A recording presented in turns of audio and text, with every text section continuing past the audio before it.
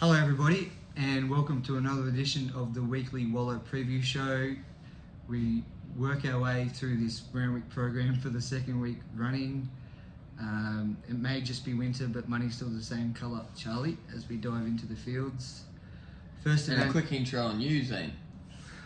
Zane Jones, tell us a bit about yourself. Been with us for how long? Just over 12 months. And your original stint before that?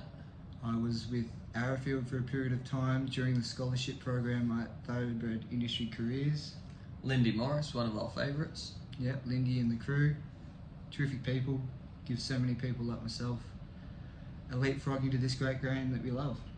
Yeah, it's been good. It's been good having you and your family.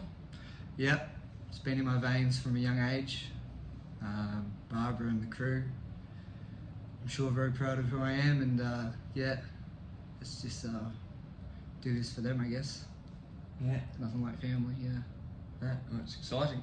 Well, he's a big part of the team now, and we'll, like you said, we'll rip into Randwick, eh?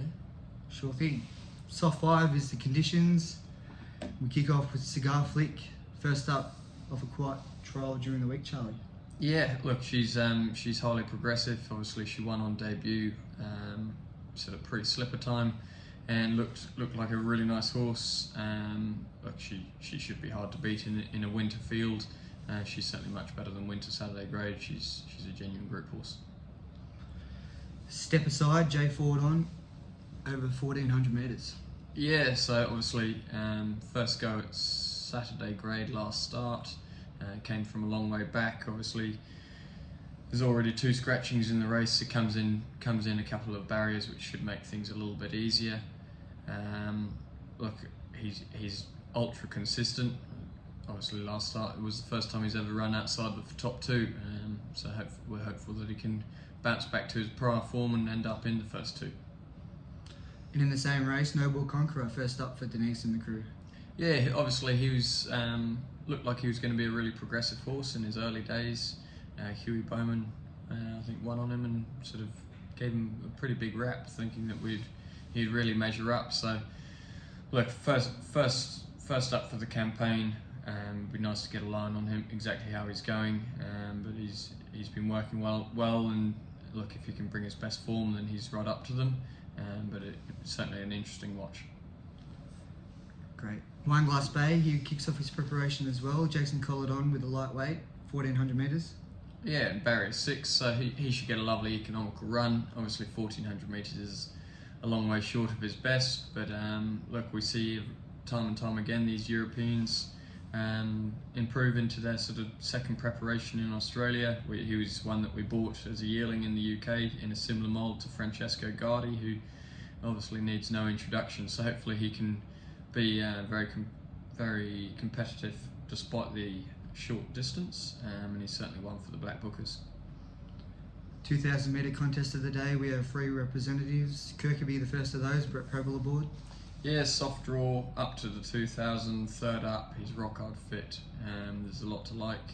Looks a pretty open race to me, so yeah, he should be fighting out the finish, I'd imagine. Tony B claimed down for Amy McLucas. Yeah, obviously trying to use the claim to try and offset the fact that realistically he's probably just about reached his mark, so he needs a few things to go his way. Awkward draw doesn't help. Like he's never too far away. Looking at his last four runs, he's never run worse than 6th, but he certainly needs to put his best foot forward on Saturday. And the third representative, Madamani. Good win last start, Charlie. Yeah, it was. Obviously with a different apprentice on, but he's been very progressive in his couple of starts that he's had. Well, 3 starts now I think that he's had in Australia. He looks a really interesting horse that we don't really know the ceiling of. So probably one of the most progressive horses racing on the card, I'd imagine. Darlington County in the same race, unlikely to gain a start. Yeah, I'd imagine with them only running 12, he'll be unlikely to gain a start, but a nice horse who will probably wait for Wednesday. The old girl, Polly Gray, she's back. Wide draw doesn't help though. Yeah, that rain on Tuesday, I was sort of praying it might have kept rolling into Wednesday and Thursday, but sadly it wasn't the case. So Only a soft 5, but there should be still enough to get a toe in.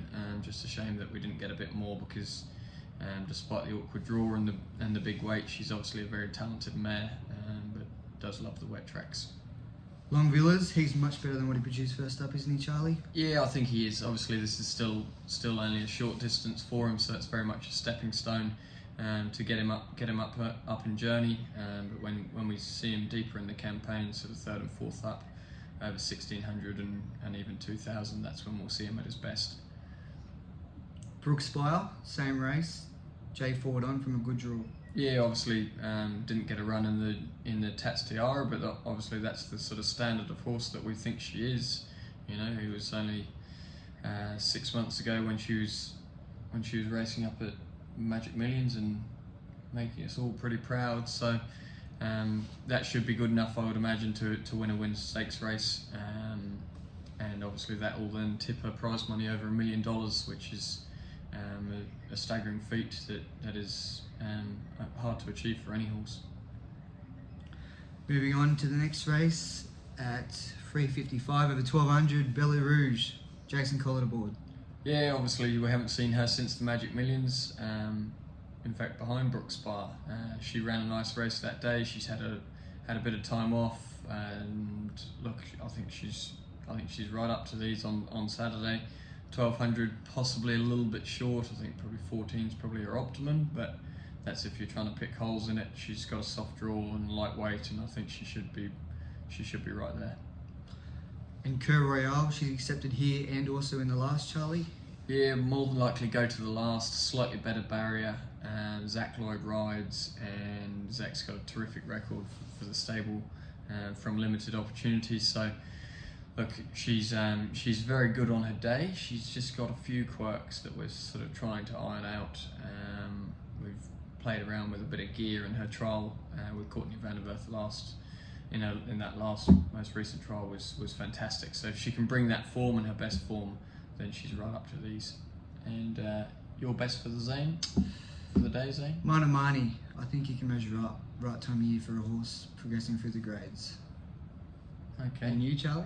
No, I don't have one. Okay. You're the man today.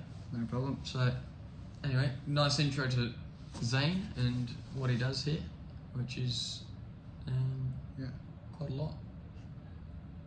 Have fun this weekend. Cheers, guys.